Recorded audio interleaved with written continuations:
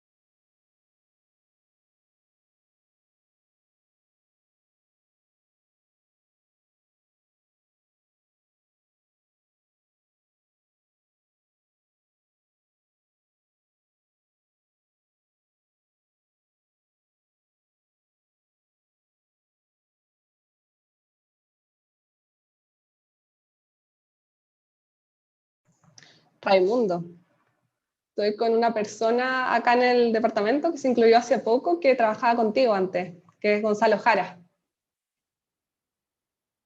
De hecho, me dijo que justamente habían trabajado antes. Perfecto, qué bien, Sí, te manda qué saludos. bien. Igualmente de vuelta para él. Ya.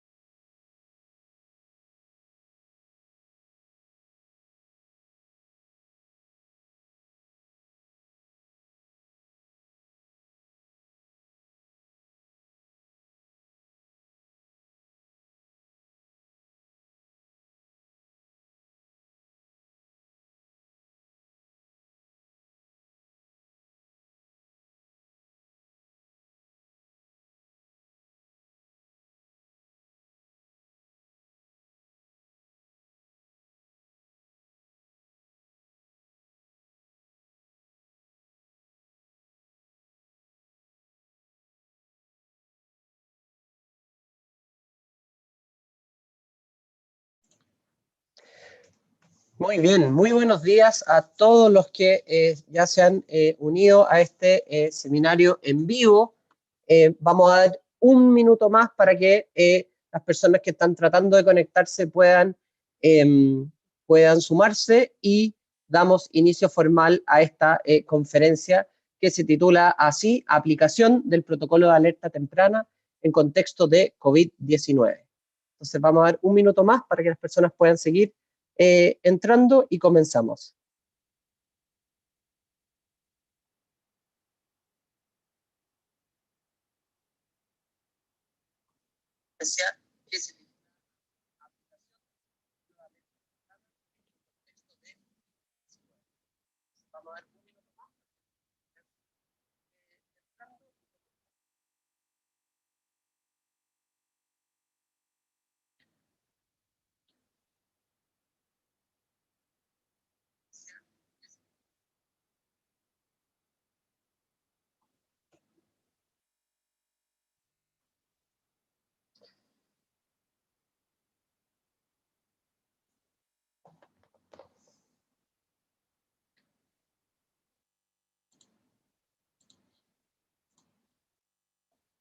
Muy bien, bueno, y comenzamos en honor al tiempo de todas las personas. Sabemos que además estas primeras semanas del inicio del año escolar han sido muy intensas para todas las comunidades escolares, así es que le damos la más cordial bienvenida a todos los miembros de los distintos establecimientos educacionales, directores. Veo que en el chat se están presentando. Gracias a todos, saludos desde Arica a Punta Arenas. Tenemos más de casi 800 personas conectadas, así es que eso habla del alto interés que existe por conocer cuáles son los criterios para aplicar este protocolo de alerta temprana que el Ministerio de Educación ha elaborado en conjunto con el Ministerio de Salud.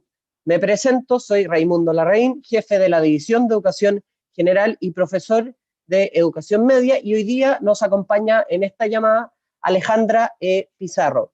Alejandra es la jefa del Departamento de Epidemiología del Ministerio de Salud y es quien ha liderado el trabajo técnico en la elaboración de este protocolo. La estructura de esta conferencia va a ser la siguiente. Yo voy a comenzar presentando los lineamientos generales y luego específicos de la aplicación de este protocolo de alerta temprana, y luego también vamos a dar la posibilidad de que ustedes nos puedan ir poniendo en el chat todas las dudas, inquietudes y preguntas que vayan teniendo de un tema tan relevante para resguardar y proteger a nuestros estudiantes y a nuestras comunidades escolares. Entonces, habiendo dicho esto, vamos a dar inicio a esta conferencia. Yo voy a compartir mi pantalla.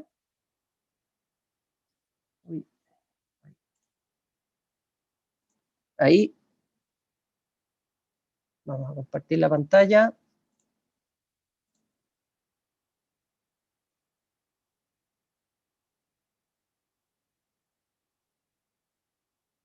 Ahí sí, muy bien. Entonces comenzamos con esta presentación.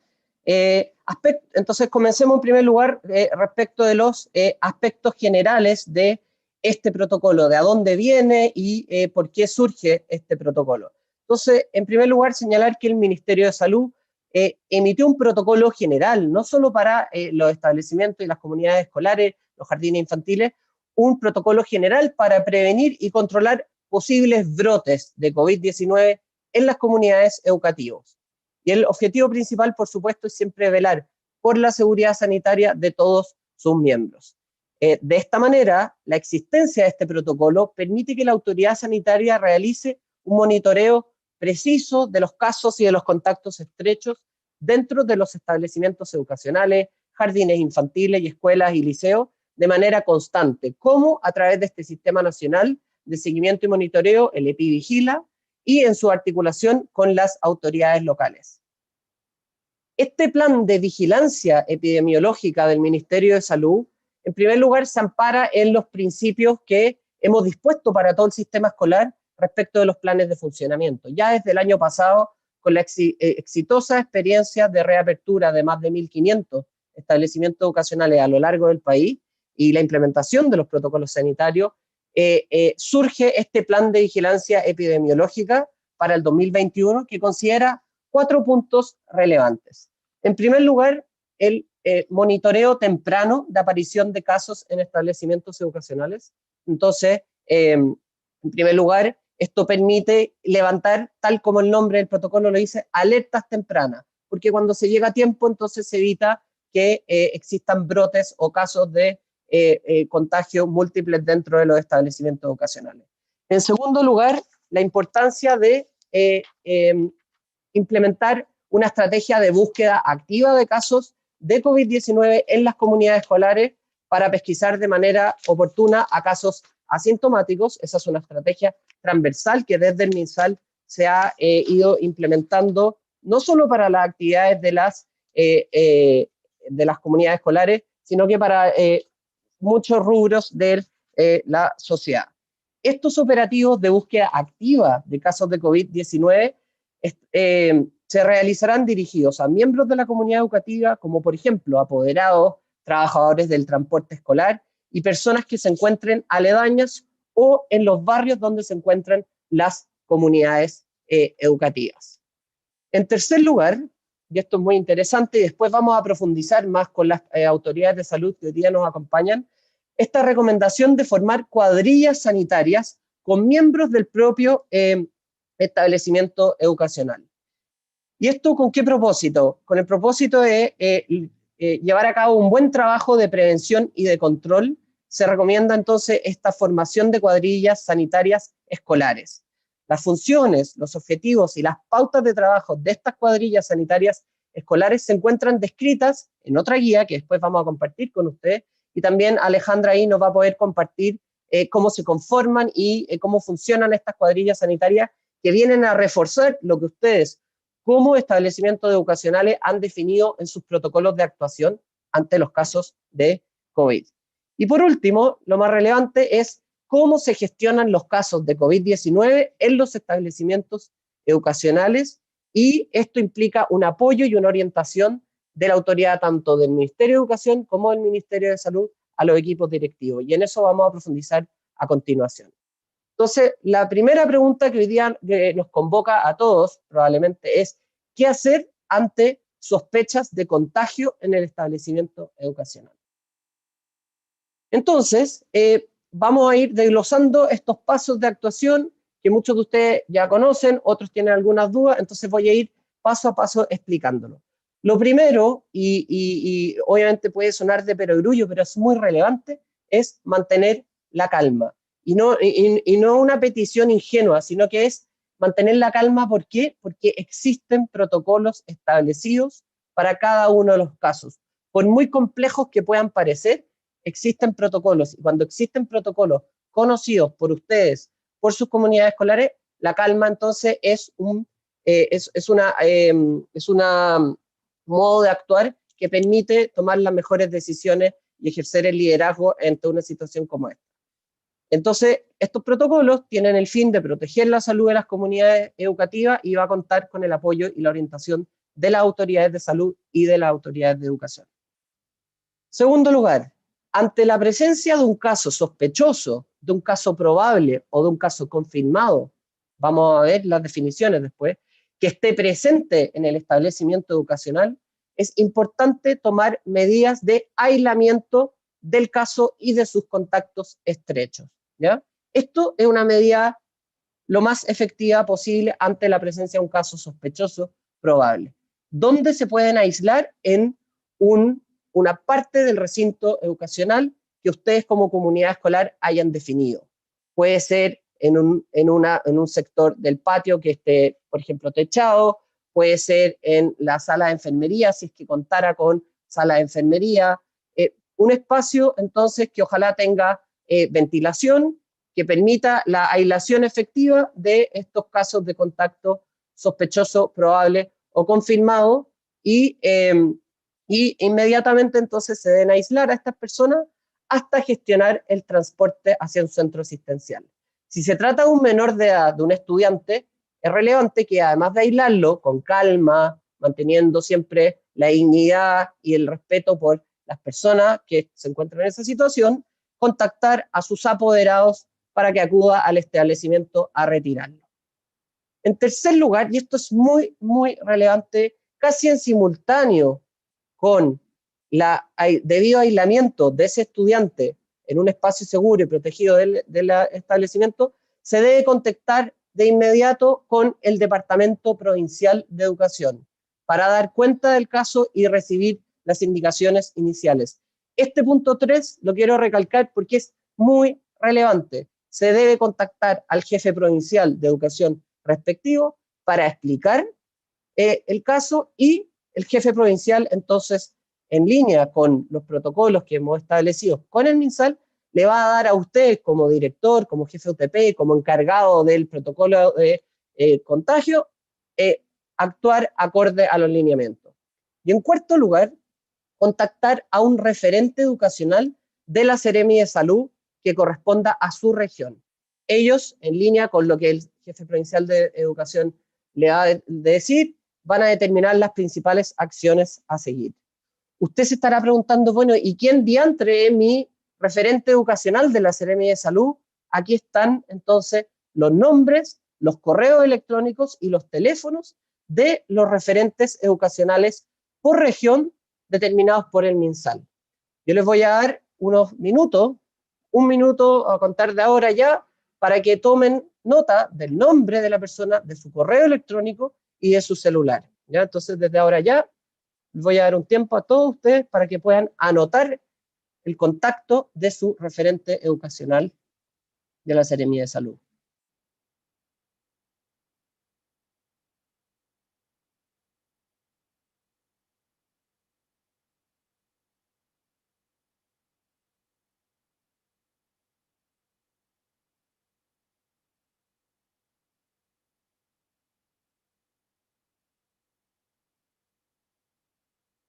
Guarden el contacto, anótenlo, compártanlo con su equipo directivo.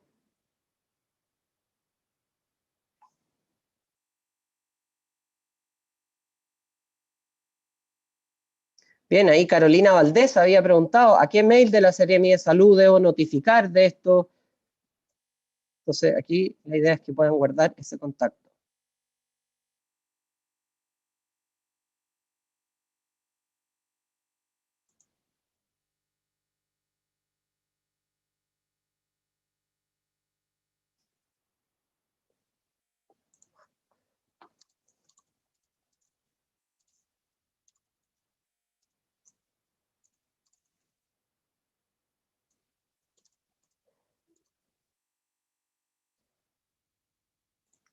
Bien, entonces volvemos para atrás para hacer un recordatorio. Debo, entonces, ante un caso sospechoso, debo en primer lugar contactar al jefe provincial de educación. Yo no les pongo los contactos de sus jefes provinciales porque cada director ya lo conoce y sabe quién es. Y en segundo lugar, contactar al referente educacional de la Seremi de Salud. ¿Ya? Entonces ahora vamos a profundizar en qué hacer ante sospechas de contagio en el establecimiento educacional. Entonces, el primer escenario es el siguiente. ¿Qué hacer frente a una persona del establecimiento que fue contacto estrecho de un caso de COVID-19? Entonces, si una persona fue contacto estrecho, solo la persona determinada como contacto estrecho deberá cumplir cuarentena por 11 días. ¿Ya? Y acá es importante señalar que no, por eso, no se deben suspender las clases presenciales ni en el curso ni en el establecimiento. Y esa persona con contacto estrecho debe contar con un resultado negativo de test PCR y que no va a eximir a esa persona de hacer la cuarentena respectiva por 11 días. Esa persona entonces deberá continuar con sus actividades académicas de manera remota. Escenario 1. Escenario 2. ¿Qué hacer en caso de que un estudiante es caso confirmado o caso probable de COVID? Entonces, en ese caso, el estudiante afectado deberá cumplir aislamiento por 11 días, y si el estudiante afectado asistió al establecimiento en periodo de transmisibilidad, es decir, 2 días antes de la aparición de síntomas y 11 días después, todas las personas que conformen su curso deberán cumplir cuarentena por 11 días desde la fecha del último contacto con el caso. ¿Ya? Entonces, ahí lean atentamente. Si el estudiante afectado asistió al establecimiento en el periodo de transmisibilidad, es decir, 2 días antes de la aparición de los primeros síntomas y 11 días después, todas las personas que conformen su curso deberán cumplir cuarentena por 11 días.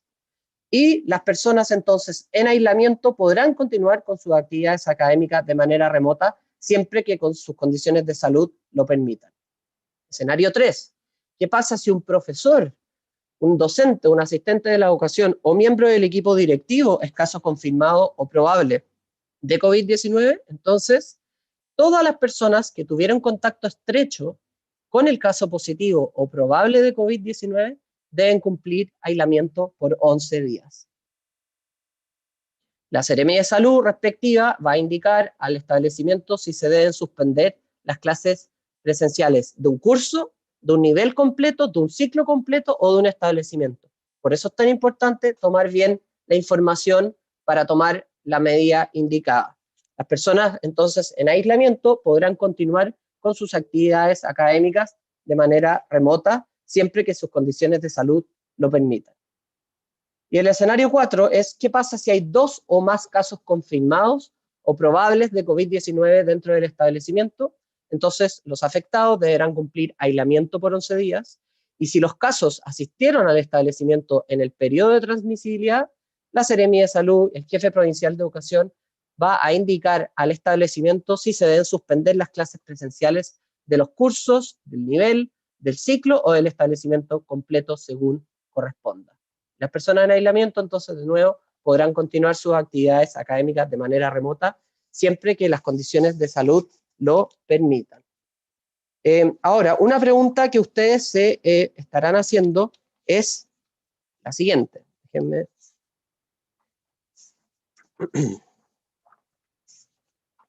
¿Cómo definir quién es contacto estrecho? Este punto es relevante, pues se presta para confusiones. Se entiende por contacto estrecho a aquella persona que ha estado en contacto con un caso confirmado o probable con COVID-19 entre 2 días antes del inicio de síntomas y 11 días después del inicio de síntomas de la persona afectada, ¿ya?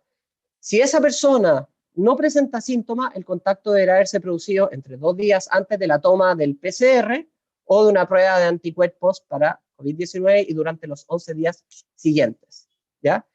Cuando califica como contacto estrecho, se debe cumplir con algunas de las siguientes circunstancias, y esto es súper relevante. Primero, haber mantenido más de 15 minutos de contacto cara a cara o contacto físico a menos de 1 metro sin el correcto uso de la mascarilla. En segundo lugar, haber compartido un espacio cerrado por 2 horas o más en lugares tales como una oficina, una sala de clases, una sala de profesores o un espacio cerrado sin el correcto uso de mascarilla. En tercer lugar, cohabitar o pernoctar en el mismo lugar, por ejemplo, en las residencias. Y en cuarto lugar, haberse trasladado por un medio de transporte cerrado a una proximidad menor de 1 metro con otro ocupante del medio de transporte sin el correcto uso de mascarilla. Entonces, estas definiciones de contacto estrecho son muy relevantes para ir tomando las decisiones adecuadas y según corresponda. De esa manera, al poder determinar quién es contacto estrecho según estos criterios, ustedes también podrán descartar quiénes no son contacto estrecho. Y voy a poner ejemplos. Hay profesores de ciclos que nunca se ven con otros profesores de otros ciclos y por lo tanto es importante, esto sirve para ir descartando quién es contacto estrecho de una persona confirmada o de una persona que tiene casos de sospecha. Por eso es tan importante atenerse siempre a las definiciones para tomar las mejores decisiones posibles. Entonces, ahora vamos a darle la palabra a Alejandra para que pueda ir respondiendo algunas preguntas, Alejandra, que yo te voy a hacer, que vienen del público. Entonces invitamos a todas las personas a ir dejando sus preguntas en el chat. Entonces, lo primero, Alejandra, que nos hacen la pregunta, Juan Correa nos pregunta, ¿bajo qué criterios puedo saber qué casos son sospechosos, probables o confirmados? Sí, buenos días a todos, gusto en saludarlos. Tal como me presentó Raimundo, yo soy la doctora Alejandra Pizarro, jefa del Departamento de Epidemiología, y en conjunto con el Ministerio de Educación y otros departamentos y divisiones también del Ministerio de Salud, elaboramos este protocolo. Con respecto a la pregunta específica, Raimundo, la definición de contacto estrecho, ¿cierto?, de casos confirmados, probables o sospechosos, son definiciones que efectivamente hace la autoridad sanitaria, pero para que ustedes puedan orientarse, un caso sospechoso es un paciente que posee síntomas, ¿ya? Y puede poseer síntomas cardinales, como por ejemplo fiebre, pérdida del olfato o pérdida del gusto, o dos o más de otros síntomas, como por ejemplo dolor abdominal, dolor muscular, ¿cierto?, dolor de cabeza o cefalea. ¿Ya? Eso es un caso sospechoso. Cuando ustedes Perfecto. tengan estudiantes, profesores o incluso apoderados con alguno de los síntomas, es recomendable que lo inviten inmediatamente a testearse, ¿cierto? Y quedarse en la casa y no tener contacto con nadie, aislarse de inmediato. Un caso confirmado ya es un caso que, además de tener síntomas, ¿cierto? O sin síntomas, es positivo para una PCR para SARS-CoV-2, ¿cierto? Para el virus de COVID. O que un paciente sintomático, ¿cierto?, que se haya testeado con antígeno en un lugar habilitado por el Ministerio de Salud y resulte positivo, eso también es un caso confirmado. Existen los casos probables, que son los casos, por ejemplo, que califican como contacto estrecho y además tienen síntomas. Esos casos probables en el manejo sanitario es idéntico a un caso confirmado. Por lo tanto, esa persona debe aislarse inmediatamente, ¿cierto? Y no tener contacto con ninguna otra persona. Acá es súper importante tener claro que, independiente de que efectivamente ustedes conozcan estas definiciones, es la autoridad sanitaria la que define también si es que hay contactos estrechos, si es que hay un brote en el colegio, ¿cierto? Si es que hay un clúster, si es que es conveniente cerrar el curso o el colegio o un nivel. Y entonces ahí el apoyo que va a tener la Seremi de Educación con el referente provincial, con el Seremi de Salud de esa región o provincia es fundamental. Bien, muchas gracias, Alejandra, por la aclaración.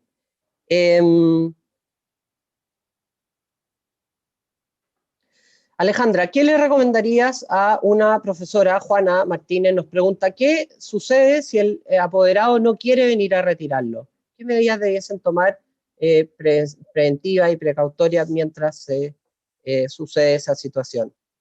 Sí, mientras, bueno, el apoderado tiene que ir a retirarlo, ¿cierto? Es su obligación legal como tutor. No obstante, por mientras que se dirigen a buscarlo al colegio, y en el protocolo también está bien explícito, deben aislarlo en un lugar separado del resto de los niños, ¿cierto? Y el resto de los profesores. Idealmente en una sala, ¿cierto? Evidentemente bien vigilado, no que se quede solo el niño, pero debe ser aislado. Perfecto. Gracias. Un segundo.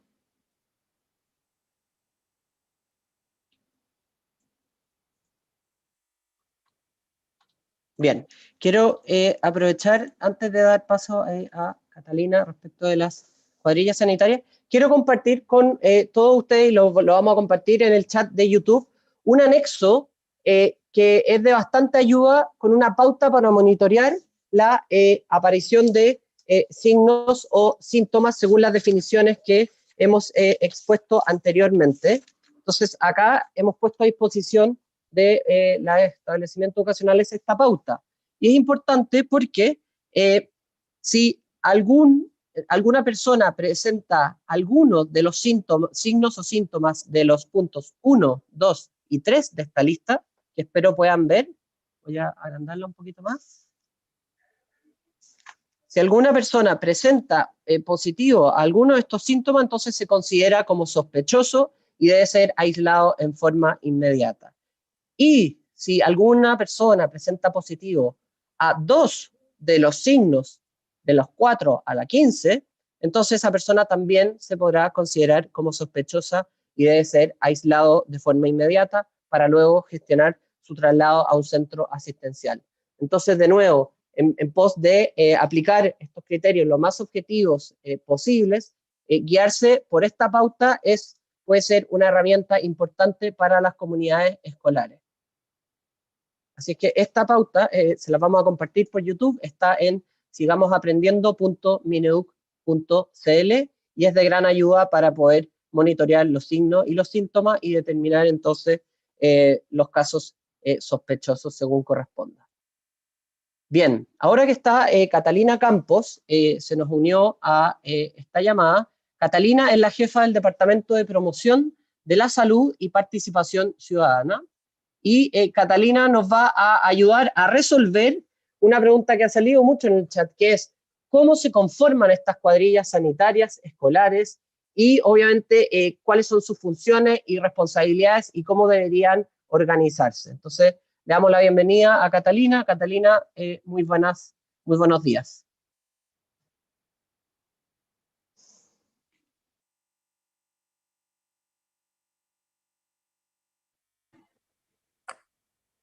Hola, muy buenos días, ¿me escuchan? Sí, perfecto. Adelante, Catalina. Qué bueno. Oye, gracias por el espacio, Raimundo.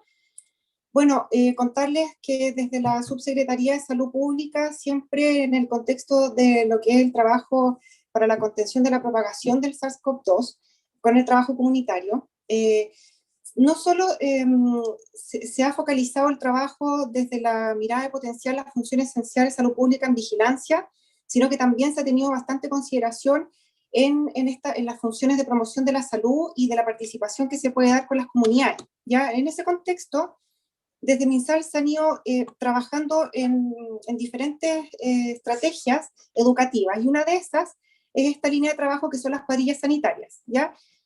Existe un despliegue en estos momentos a comunidades abiertas con las cuadrillas sanitarias que se han estado desplegando en los territorios desde el año pasado. Y en este contexto en particular, con lo que significa el generar una estrategia conjunta con educación para resguardar, facilitar o contribuir al retorno presencial de manera segura, se conformó, se ideó, se diseñó esta iniciativa de trabajo llamado Cuadrilla Sanitaria Escolar. Esta necesidad, ¿cierto?, de relevar el tema de la promoción de la salud y el trabajo con las comunidades, tiene que ver porque ya desde un principio, de inicios de la pandemia, importantes autores citaban y mencionaban la relevancia de trabajar temáticas de educación para la salud basadas en la comunicación del riesgo. Lo citan como un papel fundamental, vital para este trabajo en la pandemia con las comunidades, ¿ya?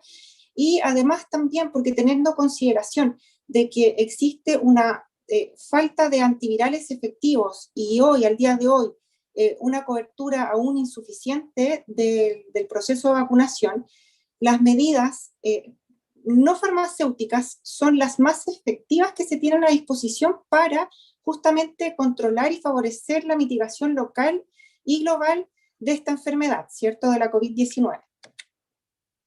Entonces, en MinSal, en este contexto, se hizo una revisión de toda la documentación que estaba trabajando Mineduc en base a las recomendaciones sanitarias del sector salud, y ahí nos pudimos dar cuenta de ciertos hallazgos, ¿ya? Encontramos en el documento Abrir las Escuelas, que contempla 7 pasos básicos para el retorno, para abrirlas. En el paso número 5 se hace mención a informar a la comunidad educativa, comunicación efectiva y clara de las medidas que tomará el establecimiento educacional, apoderados, docentes y estudiantes. Tenemos también otro antecedente, que es este documento, Lineamientos para el Plan de Funcionamiento 2021, en donde es importante llegar a establecer con claridad cómo se va a comunicar la comunidad educativa, las rutinas y los protocolos a implementar para el funcionamiento del establecimiento en el año en curso. Y además, tenemos otro antecedente importante en el contexto de estos protocolos, que es el documento de cómo hacer un plan de funcionamiento 2021 de manera participativa, en el cual se menciona dentro de sus 5 principios la relevancia de promover la seguridad. Por lo tanto, una vez que se detectan tenemos estos hallazgos a la vista, generamos nos dimos cuenta que había una necesidad, ¿ya?, para poder facilitar, para poder propiciar canales de comunicación de manera efectiva en la comunidad educativa, para poder adherir adecuadamente a todas estas medidas sanitarias que están descritas en estos protocolos, ¿ya? Entonces, fue así que se planteó el siguiente propósito de la iniciativa Cuadrillas Sanitarias Escolar: establecer una metodología para la formación de las cuadrillas sanitarias en las escuelas que implementan los protocolos Mineduc para el retorno seguro a clases, enseñando las medidas de salud pública que deben seguir los establecimientos educacionales para minimizar los riesgos de transmisión de la COVID-19, generando réplicas en sus comunidades educativas. Dado esta última frase, identificamos como relevante generar una cuadrilla que fuera integral, con representatividad de todos los estamentos de los establecimientos educacionales. Entonces, es así que se definió como este grupo ideal que contara con representatividad, representación de los sostenedores, de los centros de alumnos, centros de padres y apoderados, de los directivos, de los docentes, de los auxiliares, etcétera, ¿ya? Recalcar que, como les comentaba en un principio, el marco de acción de estas cuadrillas sanitarias tiene que ver exclusivamente con la comunicación de riesgo, la promoción, la prevención y la educación para la salud, ¿ya? ¿Cuáles son los beneficios de que un establecimiento educacional pueda contar con esta cuadrilla sanitaria? Como para ir redondeando las ideas que ya les he ido transmitiendo. Se va a generar un rápido acceso a la información sobre la prevención de la COVID-19, información que además va a ser actualizada y de primera fuente de MinSal. Se va a generar una participación activa con la comunidad, se van a poder generar acciones más directas de educación sanitaria. Van a haber agentes oficiales reconocidos en la comunidad educativa que manejen conceptos y metodologías de la comunicación del riesgo, que va a ir en beneficio directo de la comunidad del establecimiento, ¿ya? Y dado a que son representantes, buscamos que esta cuadrilla sea integrada por representantes de la comunidad educativa, estas personas van a tener un conocimiento de la realidad territorial específica de cada establecimiento educacional, por lo tanto van a poder generar acciones en el terreno que sean identificadas como clave en ese lugar en particular, y por lo tanto van a tener, o se puede resguardar, o se puede propiciar con mayor éxito que estos agentes sean precursores de cambios conductuales en los establecimientos educacionales con sus pares, ¿ya? ¿Por qué? Porque una cosa es que una persona lea, es cierto, en un letrero que debe usar la mascarilla, ¿cierto? Y probablemente va a andar con su mascarilla en la cara. Pero, ¿cómo llegamos a que esa mascarilla sea manipulada y usada correctamente? O sea, con la ayuda de estos agentes. ¿Se entiende? Bueno, para continuar un poco con los beneficios de contar con una cuadrilla sanitaria en los establecimientos educacionales, se van a poder generar la participación de los estamentos de la comunidad escolar en acciones de comunicación de riesgo, de promoción, de prevención, educación para la salud, siempre apuntando al aprendizaje de todos los actores de la comunidad. Se podrán coordinar las acciones priorizadas por cada uno de los establecimientos educacionales para implementar tareas de información, de educación sobre estos protocolos que están establecidos. Se van a poder identificar canales de comunicación sobre información relevante y actualizada para comunicar con las actividades que se están realizando, entregando insumos relevantes sobre la percepción del riesgo de la comunidad. Acá tengo un flujo resumen de cómo está pensada la estructura de bajada de esta iniciativa, ¿ya? En una primera instancia, la Seremi de Salud va a generar un vínculo directo con las municipalidades, con el área de educación, con los DAEM, ¿ya? Y a través de esta coordinación, el DAEM va a difundir la iniciativa y va a captar establecimientos educacionales que de manera voluntaria quieran adherir a esta iniciativa, ¿ya? El establecimiento educacional va a confirmar la conformación de este grupo de representantes de la comunidad educativa que estén receptivos a participar de esta capacitación que va a ser realizada por las Seremis de Salud, ¿ya? Por las áreas técnicas específicas de las Seremis, ¿ya? O sea, van a participar funcionarios del área de epidemiología, del área de la salud mental, del área de promoción de la salud, participación, comunicación del riesgo, ¿ya? A continuación de que se realice esta capacitación, ya va a quedar establecida la cuadrilla sanitaria en los colegios, lista para comenzar la implementación de lo aprendido en esta capacitación, ¿ya? Y a continuación, para poder generar un acompañamiento, se va a recepcionar desde el establecimiento educacional hacia la Seremi de Salud todo el registro semanal de acciones que ha ido generando cada establecimiento educacional. Ya así, de esta manera, cada Seremi, cada referente en la Seremi de Salud va a tener a la vista el trabajo que se ha ido generando en cada una de sus escuelas, ¿ya? Y va a permitir generar un monitoreo más dinámico y, a continuación, punto número 5, un seguimiento más activo, ya que con esta información recepcionada en la Seremi de Salud, el referente de la Seremi va a poder determinar cuáles son los establecimientos educacionales que están trabajando de manera adecuada, cuáles son los que están con ciertos obstáculos, y en el fondo va a tener la posibilidad de priorizar el acompañamiento que vayan a requerir de manera presencial, digamos, los distintos establecimientos, ¿ya?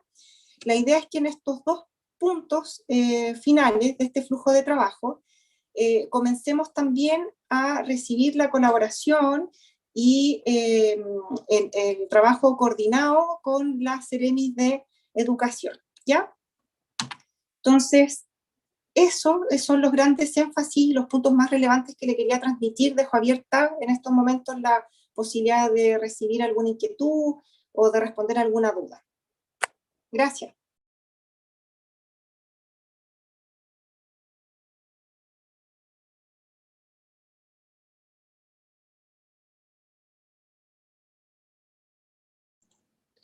Bien, muchas gracias Catalina. Si quieres puedes dejar de compartir la pantalla. La idea ahora es entonces poder hacer preguntas-respuestas del público que nos ha llegado. Hay mucho interés, tenemos más de 1.700, 1.800 personas conectadas. Entonces yo voy a partir por una primera pregunta que nos han hecho llegar varios profesores, que es, ¿qué hacemos si un niño se niega repetidamente a ponerse la mascarilla? Entonces yo desde el lado pedagógico voy a dar algunas ideas que podrían ser de utilidad. Entonces lo primero es que es relevante hablar con el estudiante y explicarle el propósito, el sentido de por qué hay que ponerse la mascarilla, cómo nos beneficia a todos como curso y al grupo curso en el que participa. Explicar el propósito nunca está de más, aunque llevemos un año en esto de usar la mascarilla. En segundo lugar, mostrarle a ese estudiante que sus compañeros se cuidan y se la ponen, ¿ya? Al igual que el resto de la comunidad escolar, los profesores, los asistentes de la educación, los apoderados. Entonces también este sentido colectivo de que entre todos nos cuidamos, mostrarle al estudiante que no es solo él el que tiene que usarla, sino que todos. En tercer lugar, obviamente también comunicarle estos mismos sentidos a sus apoderados para hacerles ver lo relevante que es el uso de la mascarilla. Quisiera también acá señalar que muy por el contrario de lo que se creía, los estudiantes de los cursos pequeños han sido líderes en la implementación de los protocolos sanitarios dentro de las escuelas. Han sido capaces de seguir los protocolos para, por ejemplo, ir al baño, respetar su turno, hacer uso de los espacios asignados en los recreos, y ahí surge como algo muy relevante la importancia de modelar, como docentes, como asistentes de la educación, como adultos, modelar a los estudiantes cómo se pone la mascarilla, cómo se saca la mascarilla, cómo se limpia una mascarilla que sea reutilizable, etcétera. Entonces, esos tres consejos son muy relevantes. Una persona, Alejandra o Catalina, nos pregunta cuál es la temperatura que se considera para un caso sospechoso que debería hacer un llamado de alerta. Alejandra. Oh. Por favor, denle el micrófono a Alejandra.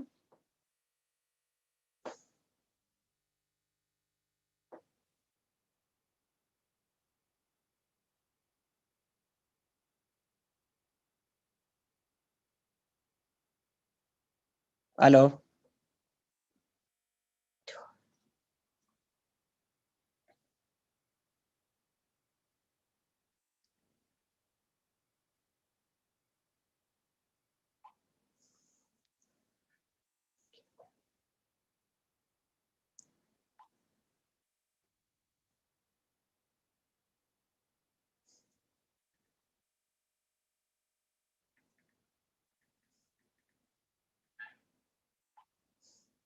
Alejandra, dale, a ver, tienes que prenderlo tú. A ver. Catalina, ¿tú nos puedes ayudar? A ver.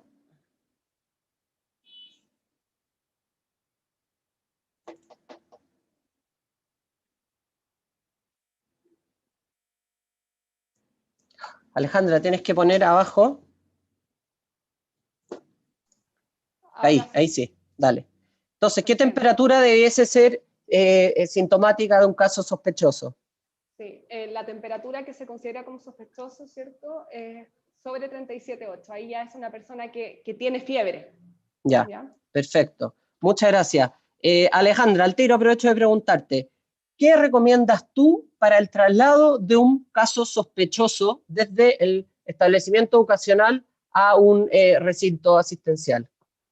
Sí, siempre lo ideal en caso sospechoso es hacer un traslado de forma segura, ¿cierto? Idealmente en un vehículo sanitario, ¿cierto? En una ambulancia, puede ser, lo ideal es ese tipo de traslado, ¿ya? No obstante, si no se cuenta con ello después de comunicarse con el CESFAM para pedir apoyo con ambulancia, debe ser en un vehículo privado, ¿cierto? Con todos los elementos de protección personal, uso correcto de mascarilla, no solamente de la persona sospechosa, sino que también de su apoderado que la acompaña, el auto o el vehículo con ventilación natural.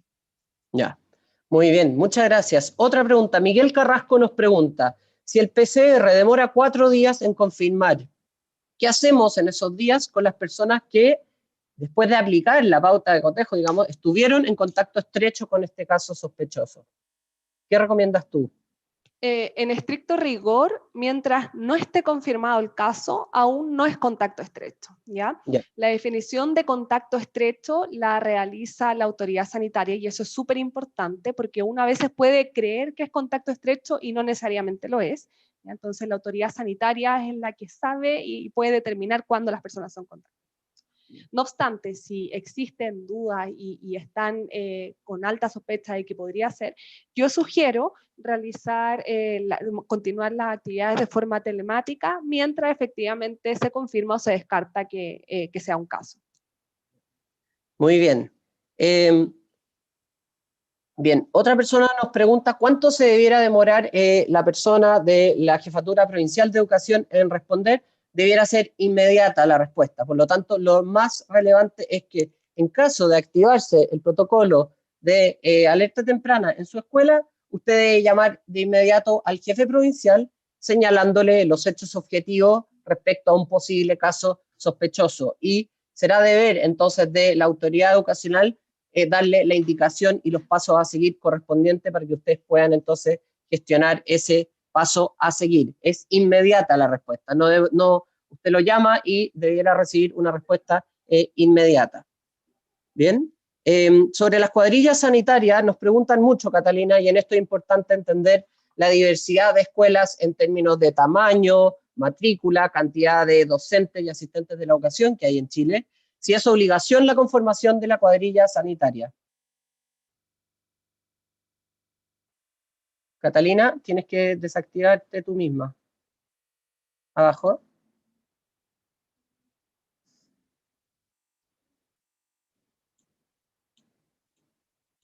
A ver.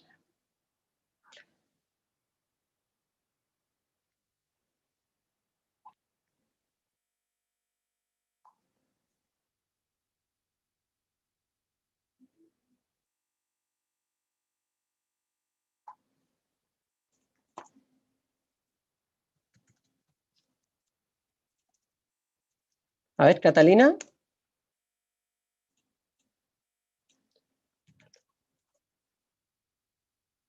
¿No puedes desactivarlo? A ver. Alejandra, quizás nos puedes ayudar tú.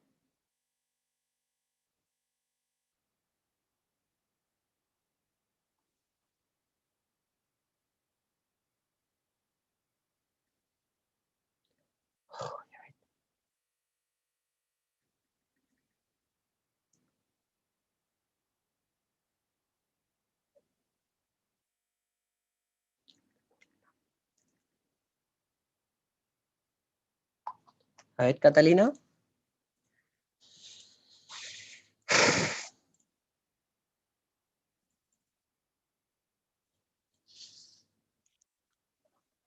Tienes que apretar abajo, me dicen. Ya, Raimundo, ahora pude. Lo que pasa es que está bloqueado la opción de que cada participante desbloquee su micrófono, lo debe hacer siempre el anfitrión, por eso no podía.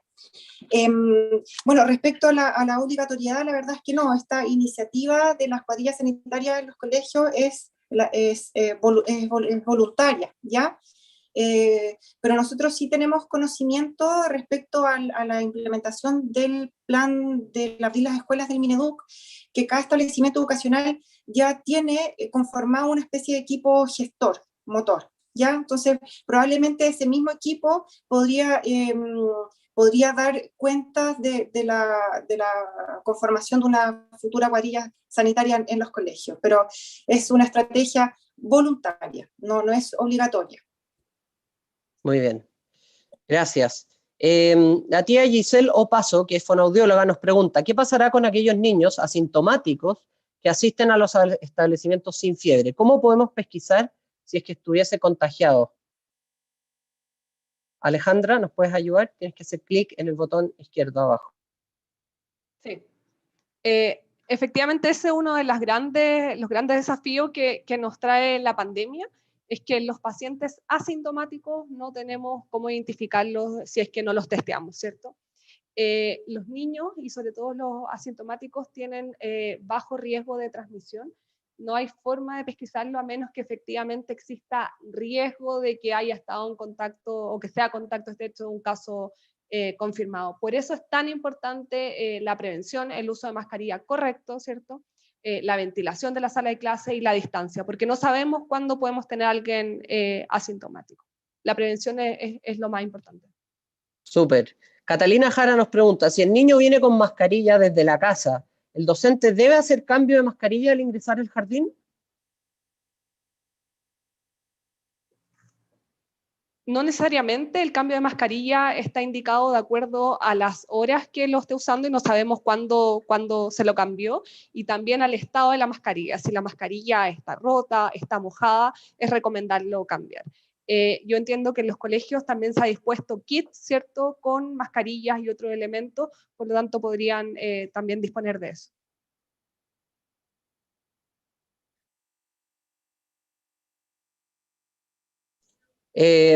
Alejandra, nos preguntan acá desde las Condes, ¿los profesores pueden usar escudo facial en lugar de mascarilla? Sería importante aclarar eso. No, la mascarilla es el elemento de protección que está aprobado, ¿cierto? Y tiene que ser mascarilla quirúrgica o de 2 o 3 capas, no mascarillas delgadas ni de género artesanales. Lo ideal es que sean de 2 o 3 capas, y el escudo facial plástico no cumple la misma utilidad. Buenísimo, excelente respuesta. Estamos tratando de resolver las preguntas que desde el público nos están haciendo llegar. Alejandra, otra pregunta súper importante.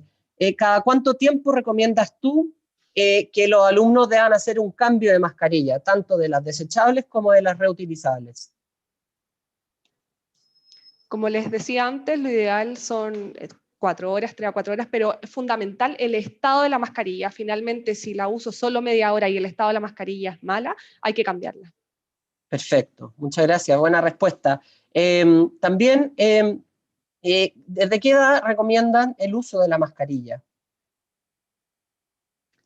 Eso también es relativo, depende de los niños que pueden comprender instrucciones, ¿cierto? Hay pequeñitos que son bien pequeños y igualmente utilizan la mascarilla.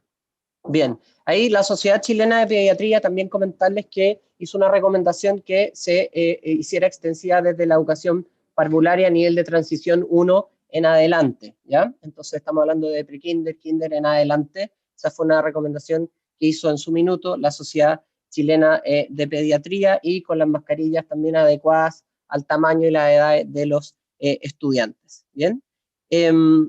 Otras preguntas que nos hacen llegar es... ¿qué recomendarían ustedes si un apoderado no quiere realizar PCR a un caso sospechoso? Si es que no la quiere realizar un niño, la verdad es que efectivamente esa es definición del padre, y si no quiere realizarlo, debe, como sospechoso, mantenerse aislado.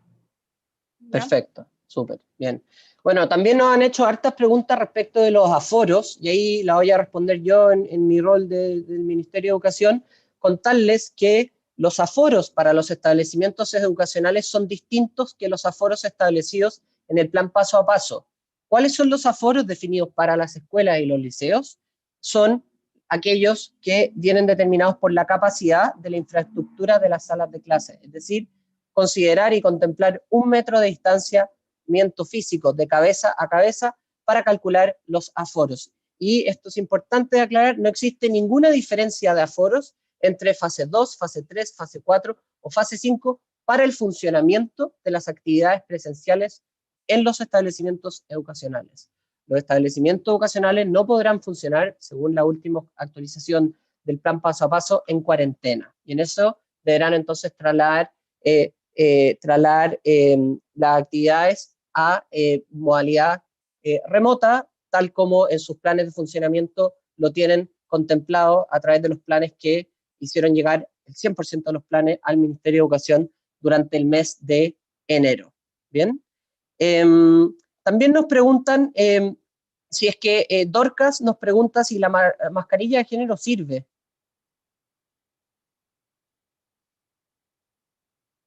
Alejandra, o... Sirve si es que es de 2 o más capas. Perfecto, sirve si es que es de 2 o más capas. ¿Y las de género, entonces, en ese sentido, servirían? Si es que tiene filtro o tiene 2 o más capas de género. Perfecto, muchísimo. Muchas gracias.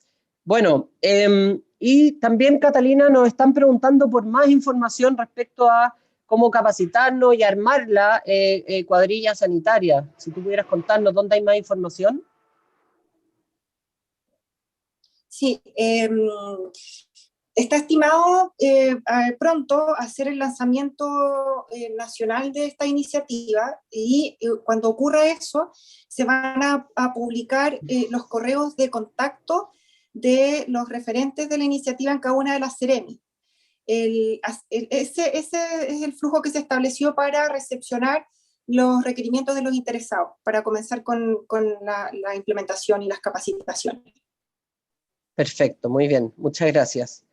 Hay que esperar esa instancia que se va a dar la próxima semana, probablemente ya estén, se difundan los correos electrónicos. Pero de todas maneras, Raimundo, cada una de las Ceremis de salud ya envió oficio a los municipios, por lo tanto los municipios están también difundiendo esta iniciativa a los colegios, ¿ya? Perfecto. Súper. También quisiera aclarar, porque se nos han unido muchos equipos directivos y educadoras de párvulo, de jardines infantiles, contarles que los aforos que yo he mencionado son los mismos que aplican también para salas cunas y jardines infantiles. Es decir, a partir del metro de distanciamiento físico de 1 metro de cabeza a cabeza, se determinan los aforos por sala para el funcionamiento de los jardines infantiles, escuelas y liceos del país, propiciando entonces el metro de distancia entre todos.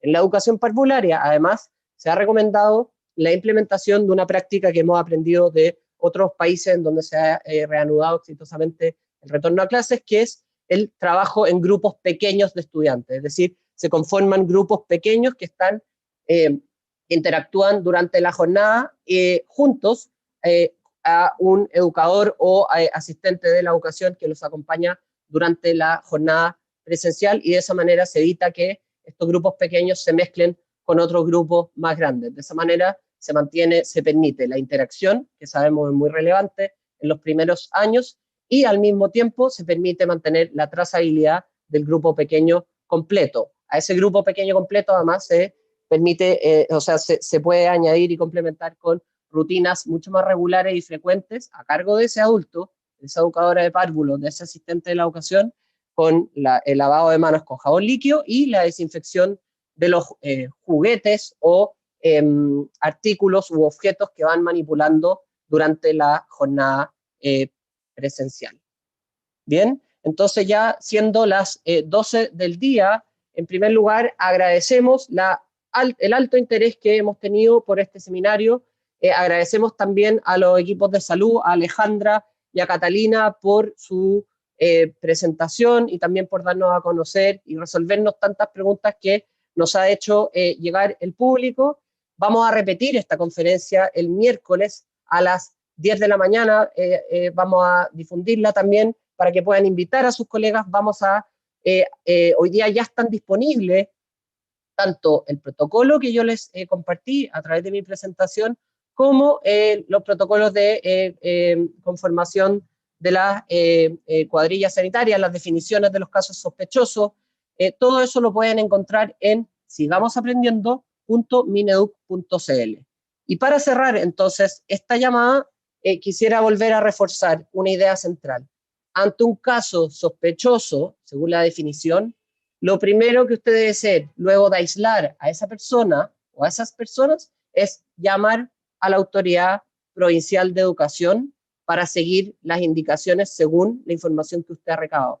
Eso es muy relevante, sea usted que trabaja en una sala cuna, en un jardín infantil o en un establecimiento educacional, y a partir de esa indicación entonces podrá actuar en conformidad a lo que el jefe de educación provincial le va a determinar. Asimismo, los referentes de salud van a poder apoyar en monitorear la situación y levantar alertas tempranas de posibles casos de brote o contagios dentro de los establecimientos educacionales a través de esta estrategia.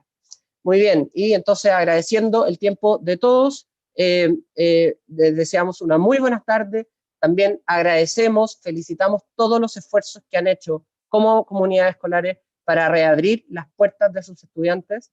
Las escuelas hoy día, y esto lo hemos visto no solo por la experiencia de estos días, sino que del año pasado, que cumplen los protocolos sanitarios, podemos decir con mucha tranquilidad que las escuelas son espacios protegidos para nuestros estudiantes cuando se cumplen los protocolos sanitarios, además de todos los beneficios que conlleva la experiencia presencial y educativa dentro de los establecimientos educacionales. Así que también esto es un llamado a la corresponsabilidad que hemos tenido todos para sacar adelante esto por nuestros estudiantes y seguir avanzando, aprendiendo y a tomar las mejores decisiones cuando estas situaciones que son complejas van ocurriendo. Muchísimas gracias a todos y que tengan un gran término de semana. Gracias.